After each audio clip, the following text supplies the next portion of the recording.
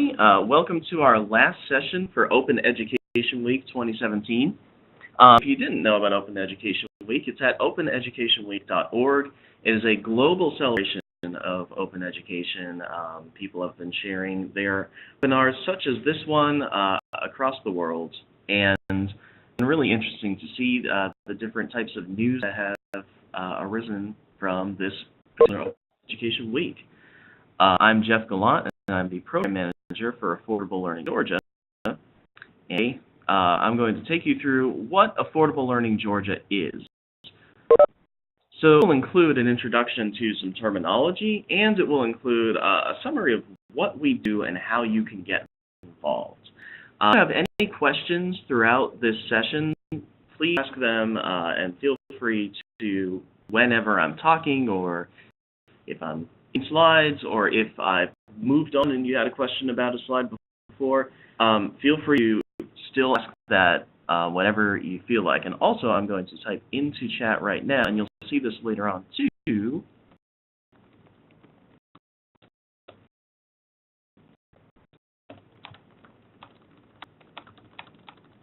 I just got an audio thing, so I am just making sure.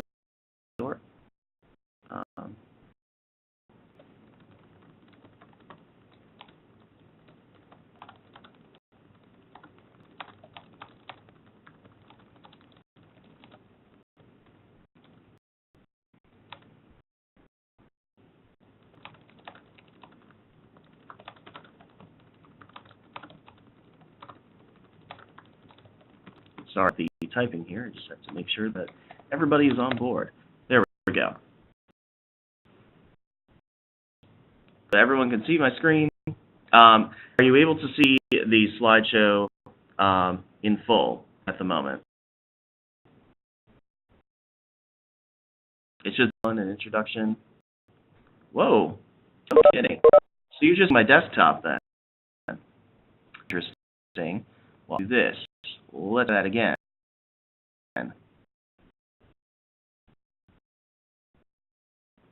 Are you now?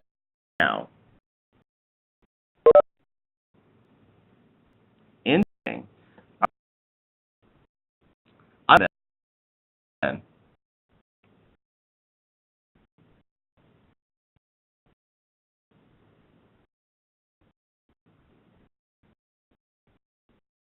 Okay, instead, what I'm going to try to do is share just this application. Sorry, this is kind of WEX 101 at the moment, but can you see it? All right.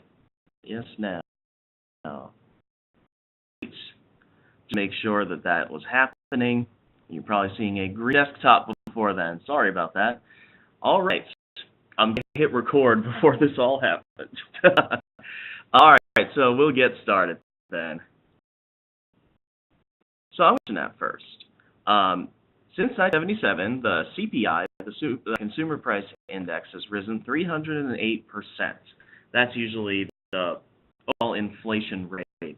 How has the cost of textbooks risen in that same period of time? We've got A, 308%, B, 452%, C, 689%, D, 1,041%, E, 3,141.59%, F, trick question, it decreased. Just type in your answer to me, and I will check out what we've got. I've got two E's, 140s,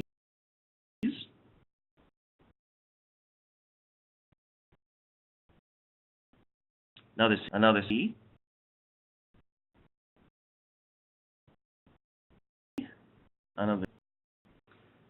So in between C and D, I'm glad people aren't jumping at E. That's my joke. That's digits of pi. So it is F, trick question, and it decreased. The answer is not, hey, wait a minute. It is D, 1,041%. The answer, C, it is D. I'm not how I wound up. I think I added one in there just to hope that we would have 5 options, and then I wound up with the wrong answer. Okay. But the answer is 1,041% either way. Sorry about that. A lot. That is 3 times the cost of inflation. There are different explanations for that. You can talk about the principal agent issue, which is that the people who are selecting the textbooks are not the same people who have to purchase the textbooks. That also occurs in healthcare. You can also talk about the rise of digital and how that affected textbooks. Not only did they have to look at how people were pirating textbooks, but they also had to jump aboard the online train, and that meant signing up a lot of professionals to make new platforms, which also raised the cost. But there is still definitely the big market type of thing where students have to purchase these textbooks, and therefore they are expensive. Open textbooks can definitely help with that, and I'm sure that some of you have heard of open textbooks because you're looking at Affordable Learning Georgia and going, hey, what is this? Any open means that it is available free in some format. It's given permissions beyond the all rights reserved copyright that you usually have by default when you create something. So if you create something under copyright law in a tangible format, you have the right to copy it, you have the right to distribute it, to revise it. Nobody else does unless you give them written permission. But if you are able to give that permission in a more efficient way to everybody, then you need a resource that is a lot more open to being revised and remixed and created. And we'll get to a little bit about how that works. Then the first place that we've looked for open. Open source software, you've probably heard of this. In fact, some people say open source textbooks when they're talking about open textbooks, not exactly accurate. Open source is all about the building blocks of software being shared between people. So you could make new things that do new things from things that are free. The cool thing about open source software is that most of the licenses behind them, such as the GNU GPL and the BSD free software license, say that you have to make the new software that you have created available for free too, and available under that license. So passing along that openness and that freedom to the next person who's going to create things and the person who's going to use the thing that you created. Access was a big one. It continues to be a big one. PubMed Central was created to share federally funded NIH research with the public.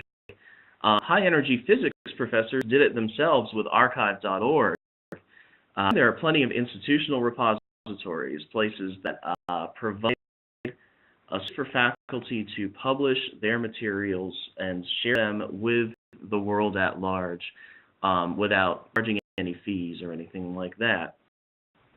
What's great in repositories is that they often link up with things like Google Scholar, which I think you have been a faculty professor, you know that a lot of students are going there first, even though we would really love for them to come to Galileo. So it is nice to have that out there in the universe. Open education goes a bit further with what openness is, and the reason why is because it's based on teaching and learning, on pedagogy. Because of that, you need some extra permissions that you may not need in open access.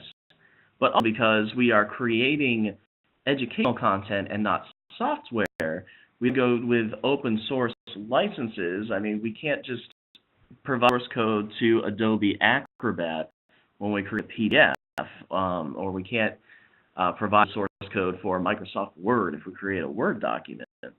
So how do we do this within open education? Well, we go through that very soon. So in education, just have something free. It's free plus added permissions. And we usually go by the 5 R's. They were created by David Wiley. He is a really big open education scholar and pioneer. His blog is opencontent.org. It's a great thing to follow if you're interested in open educational resources. The R's are there to kind of help you remember the type of permissions you would need in open education. You need to have the right to retain the content. So it's not disappearing ink. It doesn't go away after a certain period of time. Even when you purchase some textbooks outright, the license may only last for like 3 years or something like that. You want to make sure that if you're creating an open resource, that it doesn't have any of that DRM, digital rights management stuff that locks content away after a certain period of time. You're able to redistribute the content. So let's say that I have an open textbook. I can send my students the first chapter of the open textbook before classes even start, so that they're ready for the first class, or they're at least ready to get started after the first class occurs. Out with this day one access, the ability to redistribute the content very easily. And students can share something that they thought was really cool with their friends if they felt like it. They could just email them that same open textbook. They have the permission to do so. You're able to reuse the content. So this is not until it doesn't expire, but also you use it in different contexts. So, for example, the OpenStax Human Anatomy and Physiology textbook, which is a really big textbook if you actually print it out. It was used in anatomy and physiology course for nursing, and nursing school's students all kind of figured out together that if they put it on their iPads for their sessions, they would have a good resource to refer to whenever they get confused by any type of anatomical terminology. So it's a reference for them now. So they're reusing the content in a completely different way. Make a video out of an open textbook chapter and use that content as the script and just attribute the original, and it would be fine. Also revise the content. That's big when it comes to education, not much when it comes to cancer research or something like that. For example, if you were going to look at a piece of cancer research, you probably would not want to go, well, gee, I just want to revise this by, changing the numbers around or changing how the scientists did their methodology. That doesn't help at all. So in open access, that doesn't really make much sense.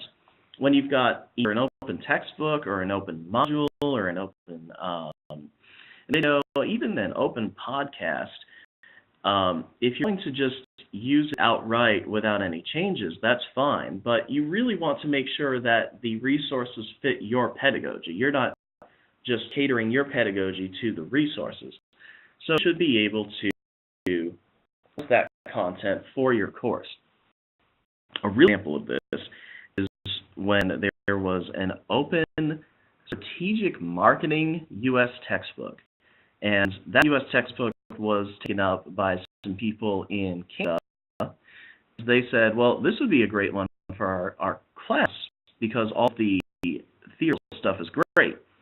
However, all of the examples, the case studies, which are really big in business, are examples that don't really apply to how Canadians do business. So what they did was they made a Canadian version of that open textbook that they could still have a no-cost solution for strategic marketing, but have things that were catered just to Canadians. And you can do that for Georgia, for example, as opposed to, like let's say it was made in Oregon. There are a lot of examples of stuff in Oregon that's happening. You could bring statewide examples over Georgia, and you could revise it that way. Just trying to make it local and for your particular course. Revise is a really important R when it comes to the 5 R's. And then remixing the content. So remix is a little different from revising and reusing, because what we're talking about here is that if you have more than one open resource, you can take all of those open resources and combine them together in whatever way you see fit. So let's say you like a particular chapter in an open textbook, like a definition from a particular website, then you might someone in, you could bring it into your own text. You could find other open textbooks, say, well, I think that this is a better chapter 2 for me. At your chapter 2, you bring that in. So you can remix your own open textbook from previously existing content. And that can include revising the content too, or it could just be mixing and matching too. This works out really well when you've got like very similar content that you can easily separate. Ours: retain, redistribute, reuse, revise, and remix. And in open education, revise and remix are really important things. Do this. How do we give permissions for open educational resources? Well, because we're doing open education, we're dealing with creative works and not coding. Although I would say coding is creative, it's just that way to make that distinction. So Creative Commons for us is the best option because it doesn't deal with source code at all. The details for every Creative Commons license are on creativecommons.org. Licenses. I know this isn't necessarily clickable for you, so I'm going to put that into chat. There we go. Slides will be made available on the ALG website afterwards. We have our training and development page. All of our archives are listed there with our slides. Intro to Creative Commons. All rights reserved is the traditional copyright system. It is the one that we use whenever we create something. We have immediate copyright for that resource. Creative Commons is just a little bit different. It allows you to have the right to share or even revise, remix, build upon that work, giving a specific amount of permissions. So I actually boxed out some of these in different colors, and the reason is that most of these are used in open education, but anything with no derivatives tends to not be used in open education. No derivatives is kind of an exception in here, but you can see that all of these are built on attribution. Attribution is kind of the block for all Creative Commons resources. The idea is that if you make something new from these educational resources, you attribute the original. This is kind of a openness to keep being done when you're creating these new resources. It's kind of a citation trail. Another thing is that let's say somebody makes something pretty bad out of your particular work that was open. Well, to attribute the original, so people are going to see the original work, and that's going to be much better in that way.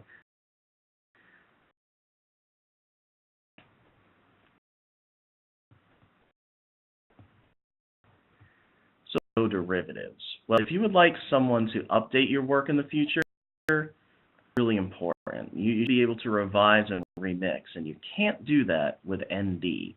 It has to be exactly the way that it was. You can distribute it, you can remix it, but it has to be exactly in that way. So ND is less open when it comes to education. So for open educational resources, are educational resources plus the 5 R's. So I want to ask you guys to type in the chat, what sorts of things do you consider an educational resource? Lean for you. Type in some things that you think are educational resources. Obviously, textbooks is one of them, but what else is there? We've got peer-reviewed articles, websites, games, pictures, text, interactive applications, exercises, historical videos, sim software. Wow. So often we tend to about textbooks, but we also are talking about other types of educational resources out there. And I think that that's really important to keep in mind as we discuss OER. That it's not just the textbook. It's also everything that you may use alongside a textbook, or you may not even use a textbook at all.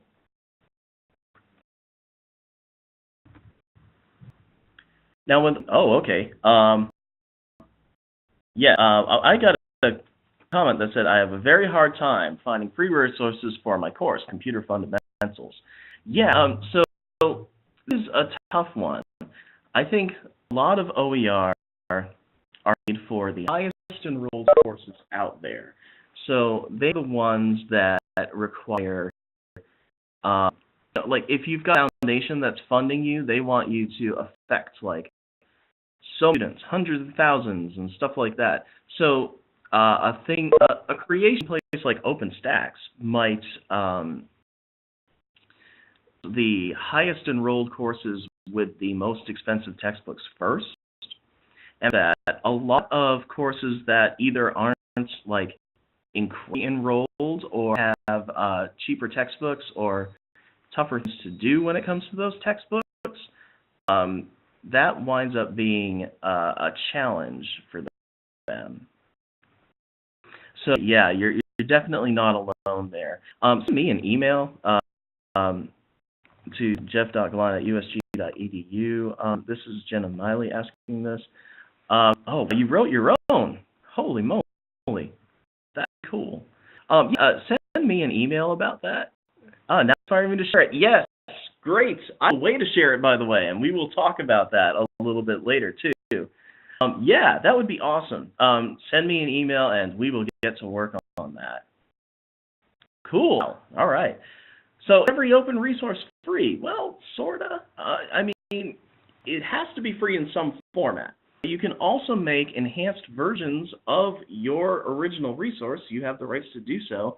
That add some things on that may cost some money. So, for example, OpenStax has their textbooks completely free. They also have an iBooks enhanced version that has some videos. You can view a little bit easier on an iPad, and those cost $5 because they cost a little bit more to make that enhanced version. Also have print textbooks. You can have a print shop print open educational resource for you, and they can charge you for that printing. So we're not then using that resource for commercial use. If you have a non-commercial open license that says you can't have any commercial use on it, that's still fine. It's just you can have it printed out. There's a very recent court case on this that was against Fed's office. There was a provider of a resource that said, no, you can't print these out because there's a non-commercial license on this. But it was a teacher who wanted to share print version of a textbook that they were using online for kids who couldn't access it on their computers because they didn't have internet access at home. That's non-commercial use, so that is totally fine.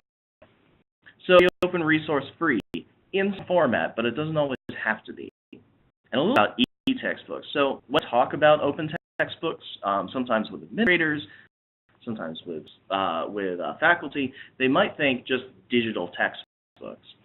And that is a tough road to go down because there are many digital textbooks out there that are not open. They have digital rights management that lock them down. You can't keep them for that long. They're always going to be in a storefront. They're always going to charge money for them. So every e-textbook is open.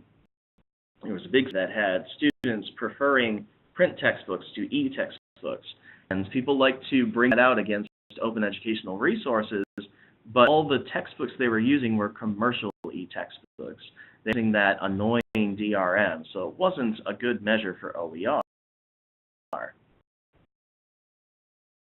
And vary in quality in the same way that resources in general vary in quality. OpenStax does pre-production, double-blind peer review. That's nationwide with faculty and subject matter experts. The UGA Press at the University of North Georgia does the same thing, pre-production, double-blind peer review with University System of Georgia faculty. Open Textbook Library does a rubric-based post-production peer review. And the Open Textbook Library just took one of our grant-funded textbooks and put it in their library, and we just got a 4-star review on it. I was so happy about that. But yeah, you can have kind of an Amazon-style type of peer review. You can have pre-production peer review. That's one way to really ensure quality when it comes to content.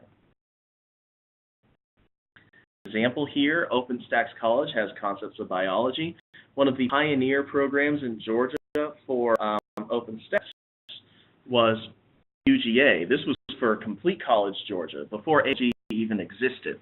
And this was Dr. Peggy Brickman making a new UGA Concepts of Biology textbook out of OpenStax Concepts of Biology. She was really one of the first people to step up and say, you should not let a resource determine your pedagogy. You should let your pedagogy determine a resource. She worked with OpenStax to make a custom version of the text just for her UGA class. And had a lot of super sections and was saving hundreds of thousands of dollars. When they first let biology students know that their textbook was going to be free, they burst out in applause. It was a really cool event. So we're talking about Onar, which are a big part of Affordable Learning Georgia. Open is free plus permissions. Those permissions in education are through Creative Commons. The permissions that you want to give are the 5 R's, being able to retain, redistribute, reuse, revise, and remix. And the benefits of open go beyond free because you can customize them and remix them. So ALG. If you have any questions about OER, feel free to keep posting them in the chat. I'm going to get into what we do at ALG. I won't go so far into the administrivia and the history. I don't want to play inside baseball too much. But I do want to give you a history of why we exist. So in 2004, and if you look back, I'm going to go all the way back to the beginning for a second here. And it's going to, okay, here we go. All right, back to the wrong letter for the answer. In here, you can see that around 2000, the growth of textbooks stopped being so linear and really started looking exponential. Like this, it started to curve upward in a kind of demanding way, and that's because of digital kind of arriving on the scene. In Georgia, we were seeing that. We were seeing a huge increase in costs. So in 2005, the Chancellor told the Board of Regents, the Chancellor from the Board of Regents told the Board of Regents offices to investigate why textbook prices kept rising so much. They had town hall meetings, they had a task force that went to each institution and tried to find out why the heck is this happening. Well, one reason is because faculty need to report their adoptions pretty early on because the textbook market rises as soon as classes start. It's a real weird curve that it goes through, and basically if you report earlier, the store can get the textbook at a lower price at that point, but that really address why these are being priced so high in the first place. They did implement state guidelines for bookstores. Prices kept rising, and we didn't really hear any news about this textbook task force after 2005. I was still in college at the time, and I was not in Georgia, so this is very fun. 2006 through 2013, the Office of Faculty Development continued that work. They had to find out ways to have faculty in the USG sharing their resources with each other. So a password-protected USG Share server at the Board of Regents offices. And the USG Share server kind of worked. I mean, it was all right. It was password-protected, so it was a little tough to log into it all the time and get to it. But you could share materials on there. It just used very much, and it cost a lot to maintain a server in your building. So at one point, that server was decommissioned, and there was no funding for it. As USG Share ended, open textbooks started to become a thing, and Marie Laster, who's one of the pioneers in OER, at any level, especially in Georgia, looked at creating a peer-reviewed open textbook for U.S. history with University of North Georgia Press. So this proof of concept U.S. history open textbook. They figured out how to do it. In 2013, Gelt was asked as an online library for Georgia to start a pilot to address the high textbook costs of students because we were known for providing affordable content across the state for over 20 years. So a project began with the Director of Galileo Support Services and 3 librarians and faculty and professional staff. There was at least one Center for Teaching and Learning person, and I was one of them on this pilot project. And we founded Affordable Learning Georgia after a lot of studying and making sure that we knew exactly who would be involved in this operation. Fiscal 2015, which starts in 2014, we were funded by the state legislature to address high textbook cost students, and by doing so, contributing to student success. Part of that was the enhancement of Galileo, allowing students to discover research materials a lot easier. There has been continued funding since then until the present. We've been pretty successful initiatives so far. We have funding for this. What have we done with that money to address the cost of textbooks? Well, to make sure that we were not going against academic freedom. Academic freedom is a big thing in the university system of Georgia. We employ faculty because they are experts on their subject. They should be able to select what materials they use.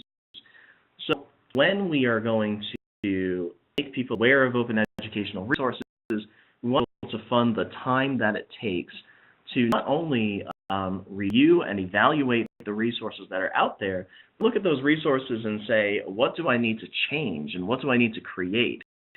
And then incorporating all of that into your pedagogy and measuring all of that to make sure that student success is either positively changing or is the same as when they were spending $300 on a textbook. Is based on the average cost of course release with some flexibility given to the institutions. So sometimes one faculty member may not be able to have a course release. They may be instead getting overload pay. That is up to the institution at that point. And the peer review selection process that we have is pretty rigorous. There are 3 peer reviewers that go to each one on a rubric. We have about a 50% acceptance rate, which for a journal is pretty generous, but for grants is quite restrictive.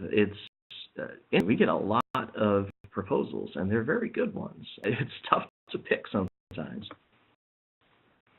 We awarded the first round in 2014, and this was a pilot round. We were like, how would these grants work? They had a semester to implement materials, to do a whole review, to create things, and then 1 semester to have them completely in the course, substituting for their commercial textbook, being measured with student success. So it was, they were the athletes of textbook transformation grants. This was a sprint. And now we are all the way up to round 9. We're going to be awarding those summer 2017. Deadline for that is April 30th, and I will show you the RFP, so you are still able to apply. We have awarded overall in the entirety of Affordable Learning Georgia, $2.3 million, about $2.4 million really. There is so far $35.1 million projected savings in textbook costs. Now, that may seem like a crazy astronomical number. That is 266,412 students. That is based on the yearly estimates of the number of sections and the number of students per section in each course addressed in tech transformation grants. Faculty report all these things on their proposals. That can get these metrics. And really, this is about $131 per student enrolled in a course that was selected in textbook transformation grants as a high-impact project. You get average costs of textbooks numbers out there, and it depends on whether or not you're figuring in used or rental and all that stuff. But what we're looking at are the average costs of textbooks that were selected for grants, which means that those textbooks are often more expensive than the average.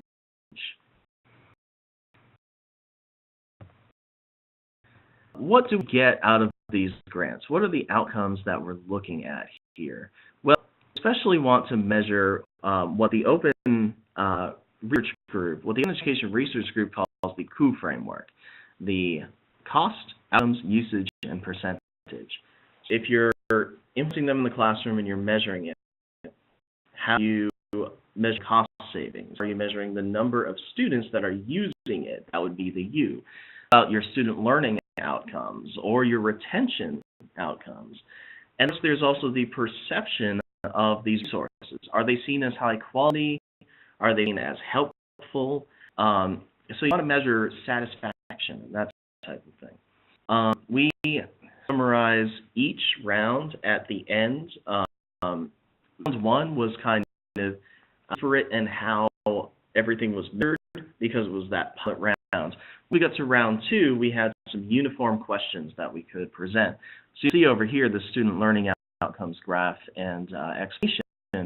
This was from round two. This is the round two summary. There's even a link on it there.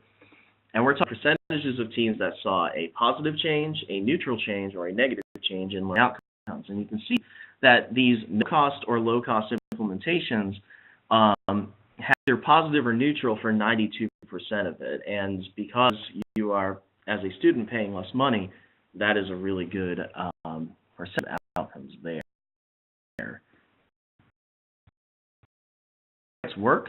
Well, the first thing that happens is a team proposes a project during the request for proposals period. We're on right now for round 9. We review the proposals to make sure that they're complete, and then they go to 3 peer reviewers.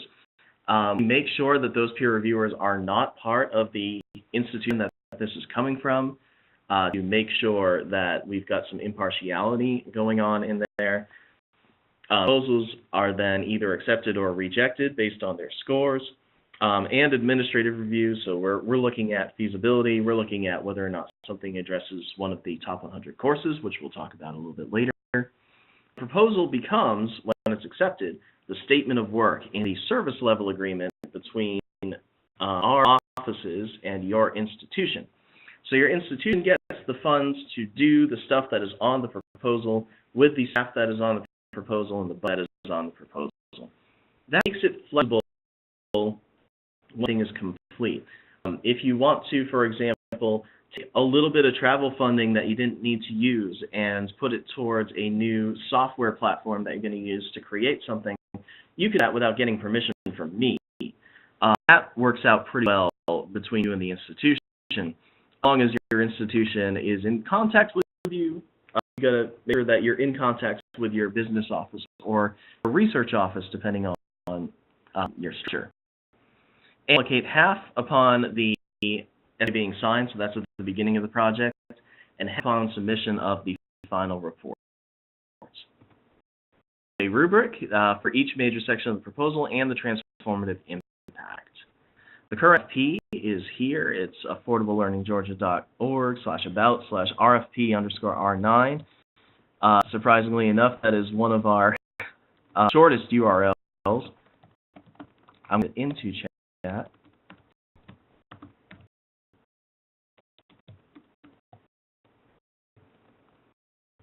Hope that I did not have a typo here. There we go. Request for proposals. A lot of time today, I'd also take you through that, but we did a couple of review sessions that were just for this RFP. If you have any questions, of course, send them right to me. I will give you my email. And yes, I will be sharing this PowerPoint. That will be on our training and development page. In fact, I will just bring that up for you. And chat in a second. Just want to make sure that I'm getting the right link for you here. There we are. Development page, and for every webinar that we do, whether it's someone who was invited or someone who, or it's just one of us, we have the archive for that event, including the slides whenever they are given. Also, we are looking at the top 100 undergraduate courses in the USG.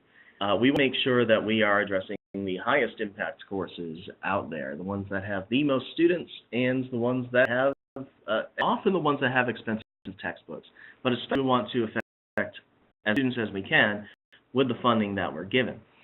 Unfortunately, there's no measure of this throughout the university system, so ALG does it themselves, and ALG is me, so I do it myself. I have to do a lot of name deduplication when it comes to particular courses. The ones that you're looking at are two different examples of how that works. Sociocultural issues in education is surprisingly uniform across campuses, whereas environmental science could be intro to environmental science, environmental biology and science, ecological and environmental science introduction. Like, you're never quite sure, so you have to find all of these using Excel and pivot table foo and get them all together. So we make this list every fiscal year, so my summer is pretty fun.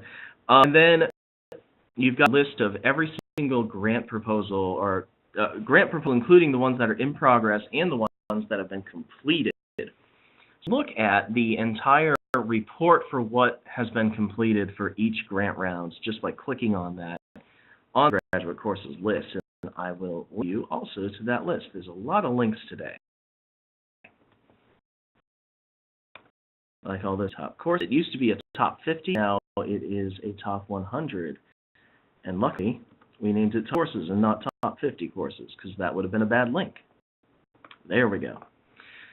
The top 100 courses that don't have implementations of OER, either through us or through our partners at eCore, or have an OpenStax textbook, those are a priority for textbook transformation grants. We need subject matter experts to go out there and either to create or to adopt or adapt. We also have a partner in the University of North Georgia Press. Like I said before, they did that Proof of Concept U.S. History 1 textbook. We carry that forward to new open textbooks that are USG faculty authored and USG faculty double-blind peer-reviewed before production. The production of it, UNG Press manages the workflow, design, manages copyright, gets the authors, administrates peer review. eCore, in these past partners, have implemented these course-wide, and I'll talk a little bit about eCore when we talk about partners. We providing through our repository. We do UNG Press open textbooks out there now. There's World Literature 1, U.S. History 1, World History 1, Art Appreciation, Music Appreciation. Those are two very new textbooks.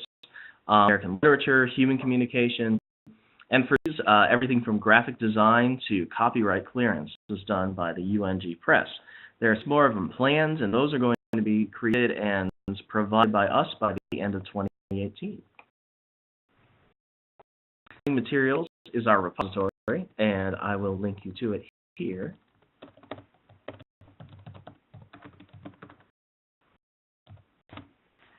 Is our digital repository for all OER, especially those created by ALG projects and grants, but also our partners.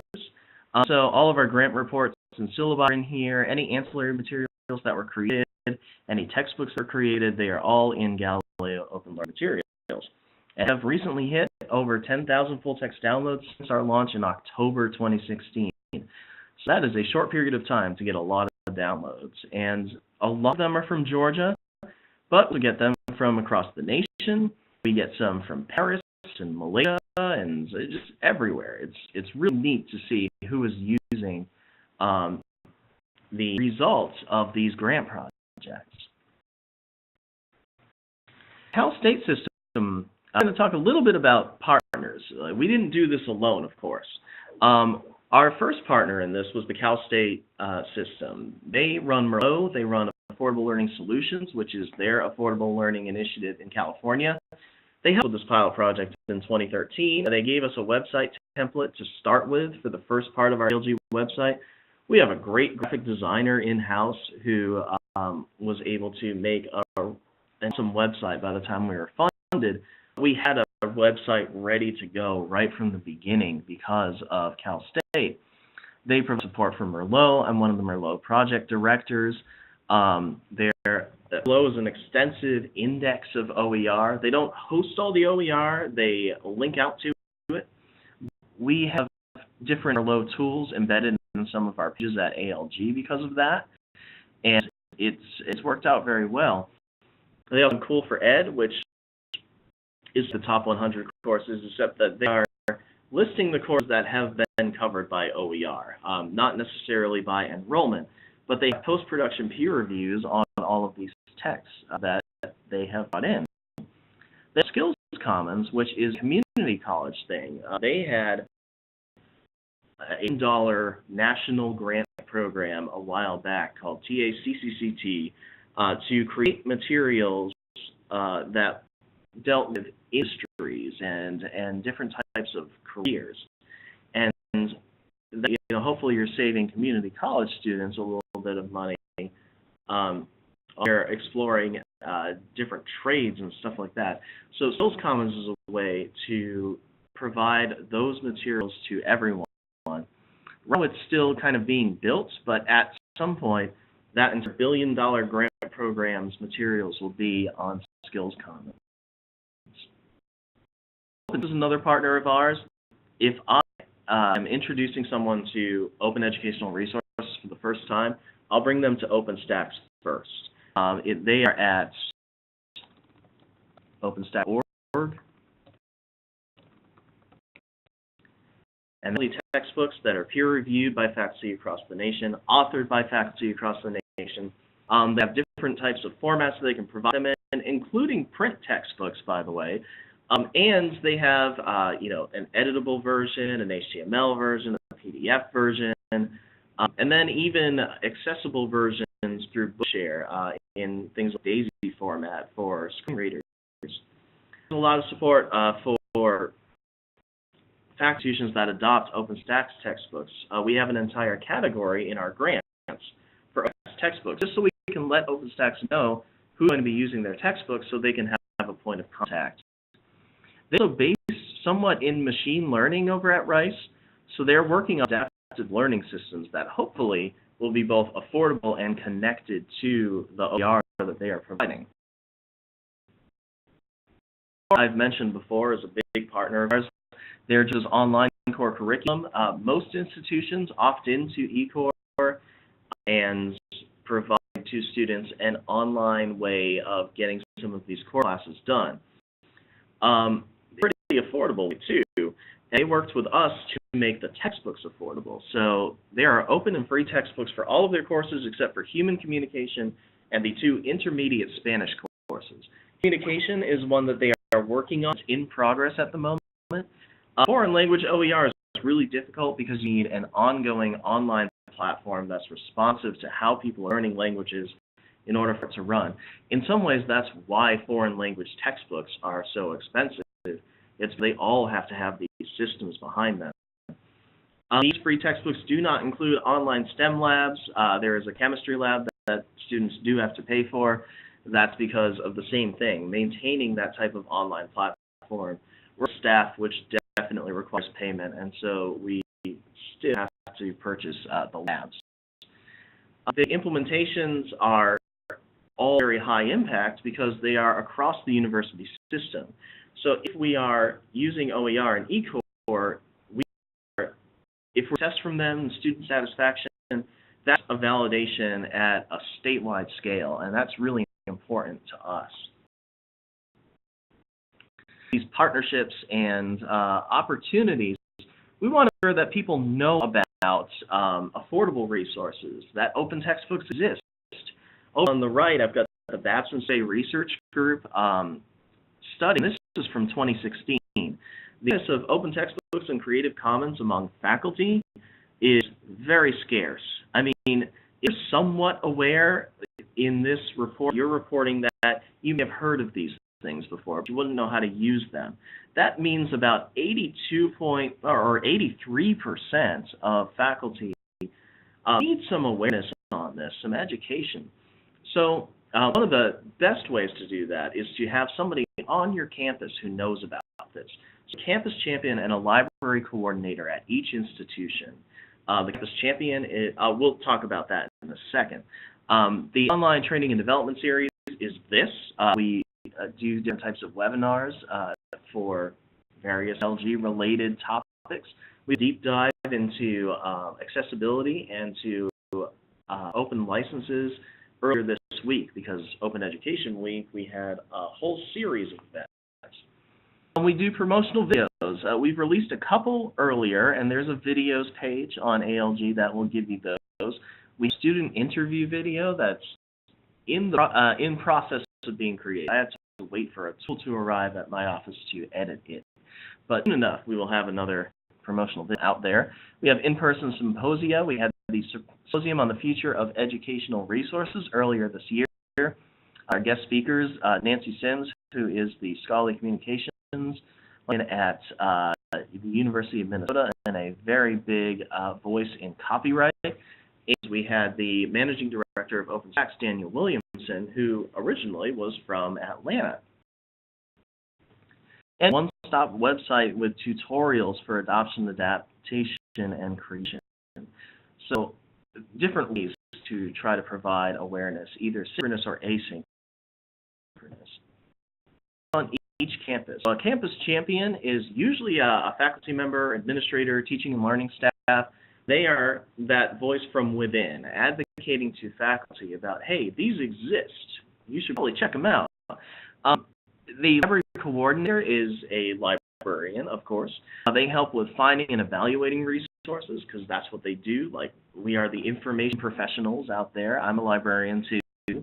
And they assist the campus champion with on-campus events and workshops. Sometimes the champion and the coordinator is the same person. That's often because it's a smaller institution, or because they just can take on the Herculean task of both. But for the most part, you have a champion and a coordinator, and if you contact either of them, you will definitely get some great help in OER. So we have some tutorials on AffordableLearningGeorgia.org. Under help, there's tutorial 1, which is about finding and evaluating free resources that are out there. Tutorial 2 is about what happens when you go further, when you remix them and adapt them, or if you create them. There's plenty of information on there and different pages on open resources, how to use Merlot, how to find textbooks. I'm point of contact, but I would say if you have questions, at first contact your campus champion and library coordinator. I have a page that lists all of them, and I will link you to it in just a second.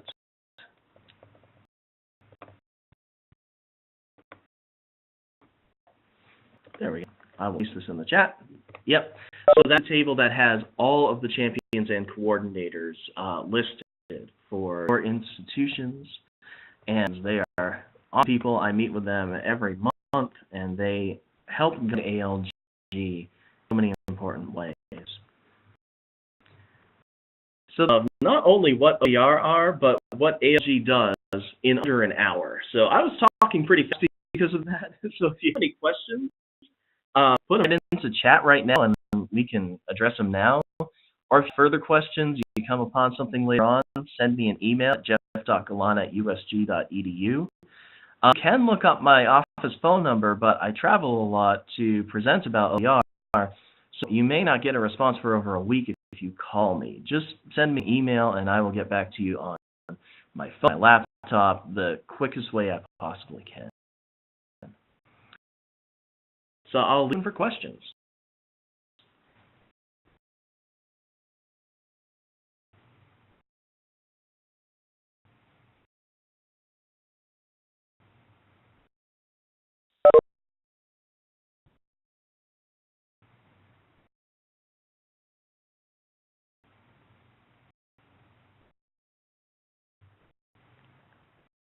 Oh, thank you very much for coming.